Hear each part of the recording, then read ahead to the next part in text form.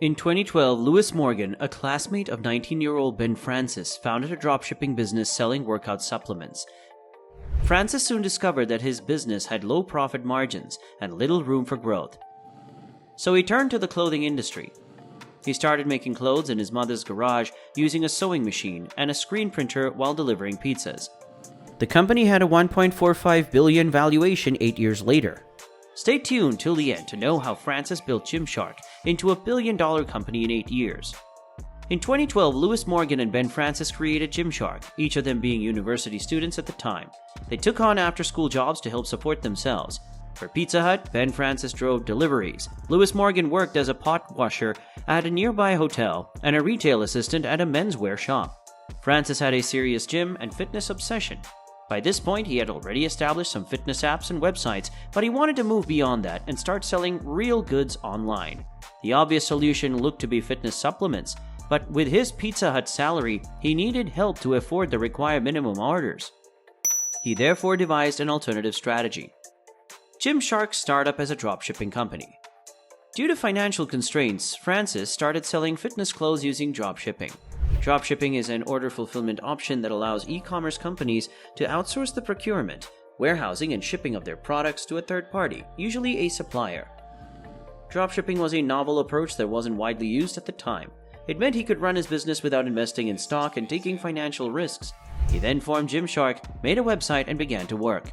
With the aid of his brothers and friends, Francis purchased a screen printer and sewing machine after a few months of dropshipping. This was done to address their difficulty finding workout attire that suited their body types. All that was available, however, was large, boxy, and baggy. They were looking for something streamlined and tapered. Francis started creating his line of athletic clothing as a result. Francis created his concepts manually at his parents' home. His grandmother had taught him how to sew, and he began making gym vests and t-shirts in his parents' garage. He remembers this as a time-consuming but rewarding phase in the company's history. Number 4. Gather and evaluate data about your clients' demands to better understand them. Gymshark is only offered through its website, while a standalone app is currently being developed. According to Francis, we believe the future of brands was a community-focused, direct-to-consumer model. The old model resulted in sluggish, burdensome brands that needed help understanding their customers because there was always a retailer in the middle. Their website started on Shopify before switching to Magento, which regrettably crashed for 8 hours in the middle of a Black Friday sale. Gymshark has remained steadfastly devoted to Shopify Plus ever since. Their success is largely due to their thorough understanding of gym culture. Gymshark was aware that its customers desired gym essentials that were practical, attractive, and reasonably priced. They developed products to satisfy the preferences of their clients especially.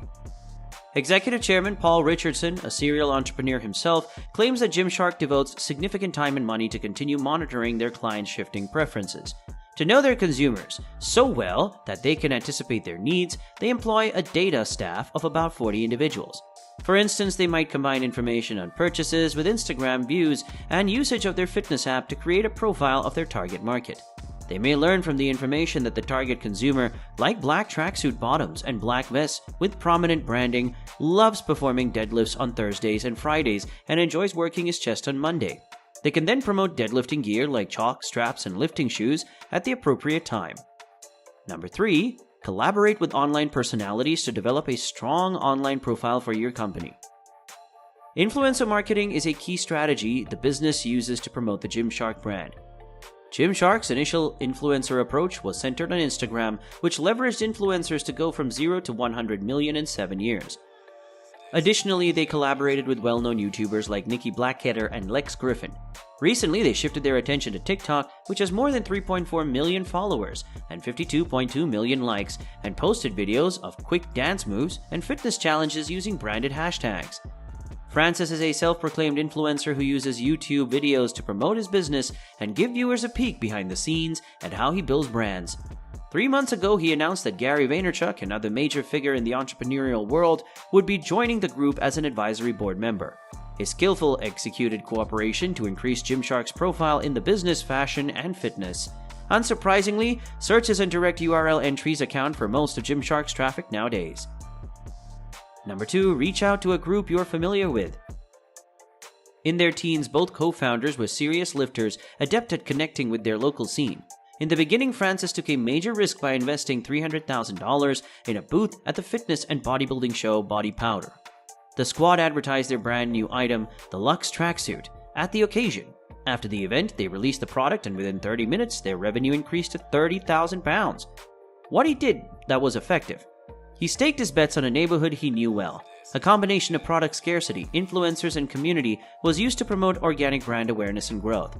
Bodybuilders signed autographs behind the many supplement companies displayed at the exhibition. On the other hand, Gymshark introduced its Luxe tracksuit.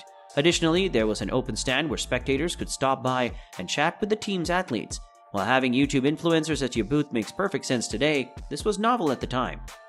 Francis and his group sold out all the inventory they had brought along over the next 3 days. Additionally, they got to know their clients, which aided in building the Gymshark community. When he returned from the expo, Francis decided to restart the store and posted on Facebook that it was open. Orders began pouring in, and within 30 minutes, everything had been sold out. In their whole history, they had never sold as much as this. Francis realized he had produced something unique at this point. Francis's devotion to making judgments that were beneficial for the company shows a genuine desire to develop the business most effectively. To benefit from the surge in popularity of direct-to-consumer web businesses, Gymshark appeared at the ideal time. The brand's history is inspiring, from the pizza delivery boy's concept to mix his love of exercise with online retail to the shift into athletic apparel because he couldn't find the styles he wanted to wear himself. Gymshark was a forerunner in influencer marketing and made excellent use of its social media platforms. Their brand is now worth $1 billion. Number 1. Employ the finest and learn from them. The co-founders, appropriately enough, found the first business director at the gym. In 2013, Paul Richardson gave Francis and Morgan business advice between deadlifts, and they hired him for a position with the company. He later rose to the position of Chief Strategy Officer, directing the expansion of one of the biggest business success stories in the UK. Francis left his position as CEO to take on the brand manager role in 2017 as Gymshark was looking to expand, allowing Reebok alumnus Steve Hewitt to take the helm. Francis studied under Hewitt for 4 years before reclaiming the position as CEO in 2021. What will Gymshark do next? Gymshark is creating its first physical location in London's Regent Street as it looks to the future. The 18,000 square foot 3-floor flagship store will have workout studios and on-site classes and serve as a gathering place for the community and events. Francis also claims he has yet to make plans to take Gymshark public, despite having discussions regarding an IPO with banks and investors. Gymshark, which just built an office in Colorado, is instead concentrating on growing its presence globally, with marketing and brand development in North America. The content king Gary Vaynerchuk as an advisor to its board of directors, Gymshark has a sure chance of staying at the top of the industry. Francis also states that despite negotiating with banks and investors about an IPO, he has no imminent intentions to make Gymshark publicly traded. Gymshark's first expo and growth. During its first year, Gymshark generated roughly £500 in daily sales. Francis went to the Body Power Expo during this time. After there, he realized that he would need to show there if he wanted Gymshark to be acknowledged in the fitness sector. Based on this gut instinct, he reserved a seat for Gymshark at the following expo.